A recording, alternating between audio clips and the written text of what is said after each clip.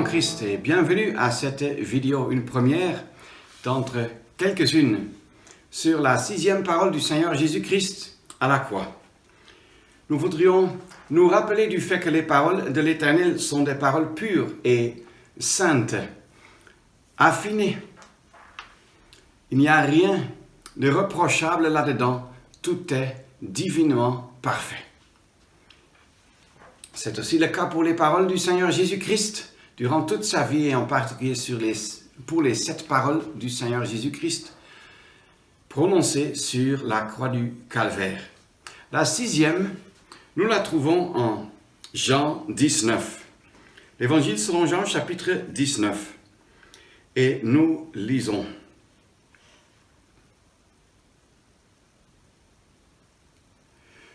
Lisons à partir du verset 29. Et il y avait donc là un vase plein de vinaigre, et ils emplirent de vinaigre une éponge, et l'ayant mise sur de l'hysope, ils la lui présentèrent à la bouche. Quand donc Jésus eut pris le vinaigre, il dit, « C'est accompli. » Et ayant baissé la tête, il remit son esprit. Nous voyons ici la 6e parole de la croix. Et comme on a déjà vu, à part la 4e parole de la croix qui figure plusieurs fois dans la parole, les autres se trouvent une seule fois. Raison pour laquelle, par exemple ici en Jean 19, nous avons l'impression que tout de suite après la 6e parole de la croix, le Seigneur Jésus est entré dans la mort. Or, d'un autre passage que nous allons encore étudier dans la série sur la 7e parole de la croix, nous verrons que celle-ci n'est pas la toute dernière. La toute dernière, c'est « Père, entre tes mains, je remets mon esprit. » Et ensuite, il baisse la tête et remet son esprit entre les mains de Dieu. « C'est accompli » en français, ou bien « il est accompli », c'est 3 mots. Cela ou ceci est accompli. En grec, c'est un seul mot, une seule expression qui résonnera depuis le calvaire à travers les siècles, pour ainsi dire. C'est le mot que voici, tétélestai. C'est un mot d'une profondeur exceptionnelle et nous pouvons en toute éternité nous réjouir de cela. Pour bien comprendre ce qui était accompli, nous lisons encore un verset, à savoir Jean 19, au verset 28, « Après cela, Jésus, sachant que toutes choses étaient déjà accomplies. » Si on se pose donc la question, qu'est-ce qui était accompli? On ne trouve pas une seule chose, mais on trouve bon nombre de choses. Toutes choses étaient déjà accomplies. Alors, et ensuite, il baisse la tête et il remet son esprit. C'est un acte exceptionnel que vous et toi et moi, on ne peut jamais commettre, puisque ce que la parole indique ici, au moins en grec, c'est la décision, si je peux le dire ainsi, autonome et de sa propre volonté du Fils de Dieu de remettre son esprit dans la mort. C'est comme il a dit,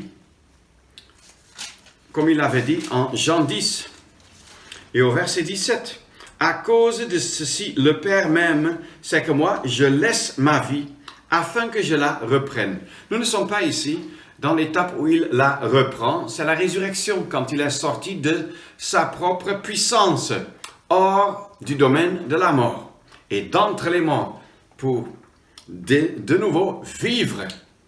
Mais ici, nous sommes à l'étape où il laisse sa vie, où il met sa vie, où il dépose sa vie. Il avait cette puissance, cette autorité, et il l'avait reçue du Père. Il a une puissance divine, en pleine harmonie avec son Père, pour mettre terme à sa vie ici-bas, et ensuite aussi la reprendre le 3e jour. L'homme, nous, on ne peut pas décider ainsi. Bien vrai que l'on peut se prendre la vie, mais ce n'est pas ce que le Seigneur Jésus-Christ a fait. Il a donné sa vie. un acte de décision volontaire. Je mets terme à ma vie ici-bas. Et il entre dans la mort. Nous, on ne pourrait jamais faire cela. Le Seigneur ne s'est pas suicidé, ce qui aurait été un péché. Mais plutôt, il a mis terme à sa vie en donnant sa vie, en déposant, en mettant sa vie. Je ne veux pas heurter ceux qui ont de la parenté, qui a mis terme à leur vie en se suicidant. C'est une chose très triste, je ne peux pas entrer dans les détails dans le cadre ici.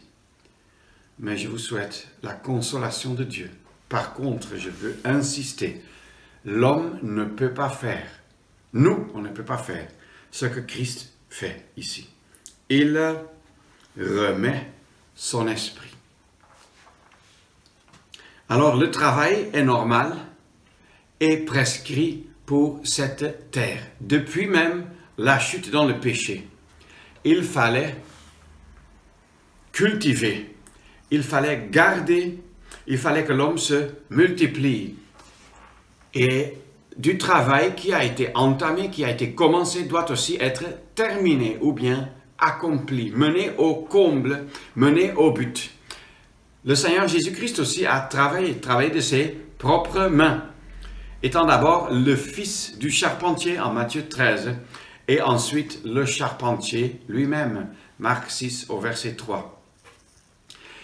Le travail donc, dans un sens très général, n'est pas lié à la chute, puisque le Seigneur était sans péché et Adam et Ève, avant la chute, avaient aussi des tâches à accomplir. Par contre, même le travail terrestre est devenu plein de peine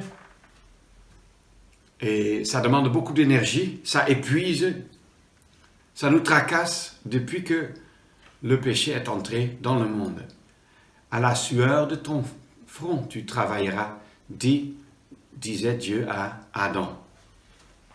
Mais le travail que le Seigneur Jésus avait à accomplir était d'un ordre loin au-delà du travail que nous avons à faire de jour en jour, et même d'un ordre au-delà de ce qu'il a fait comme charpentier.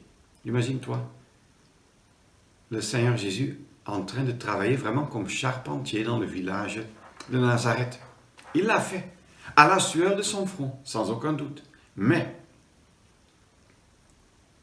c'est-à-dire, il a fait un travail pénible quant aux réalités de la terre. Et durant ce travail, il a aussi manifesté ses propres perfections. Sans aucun doute, plein de bonté envers ses clients. Sans aucun doute, plein de bonté envers Marie et les enfants dans la famille de Marie. Puisqu'on ne lit plus de Joseph. Sans aucun doute, il a pris soin, plein de bonté, il a pris soin de ce foyer. Mais il était venu pour révéler Dieu le Père. En Jean 5, verset 17, nous lisons « Mon Père œuvre jusqu'à maintenant et moi aussi, j'œuvre, je travaille. » Cela s'est manifesté aussi par ses bienfaits. En Acte 10, nous lisons comment il a parcouru le pays faisant du bien. Mais il fallait non seulement qu'il traverse et parcourt le pays faisant du bien, parfois même est-il sorti brièvement hors du pays, dans les contrées par exemple de Sidon et de Tyr, et en Samarie, qui n'était pas une zone juive. Mais il fallait surtout accomplir le travail, l'œuvre de la rédemption, l'œuvre de la propitiation, par laquelle Dieu serait pleinement satisfait après le déshonneur jeté sur son nom par le péché de l'homme.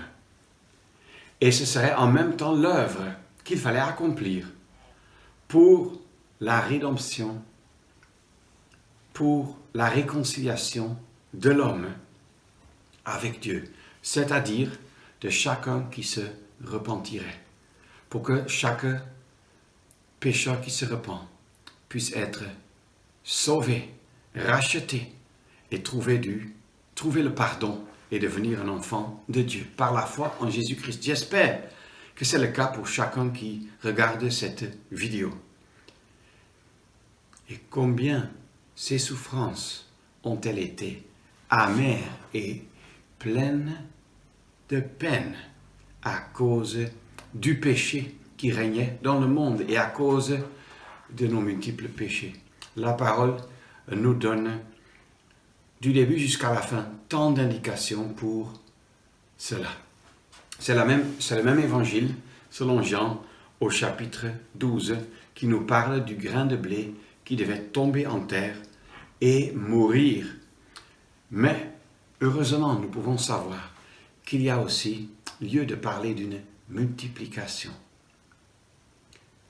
Dans le jardin d'Éden, l'homme devait entretenir et garder le jardin.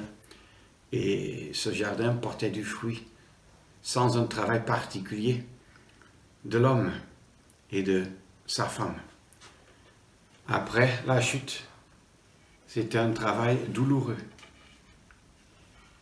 Mais quand il semait et entretenait bien son champ, il y avait la multiplication. Mais maintenant, c'est-à-dire beaucoup de fruits.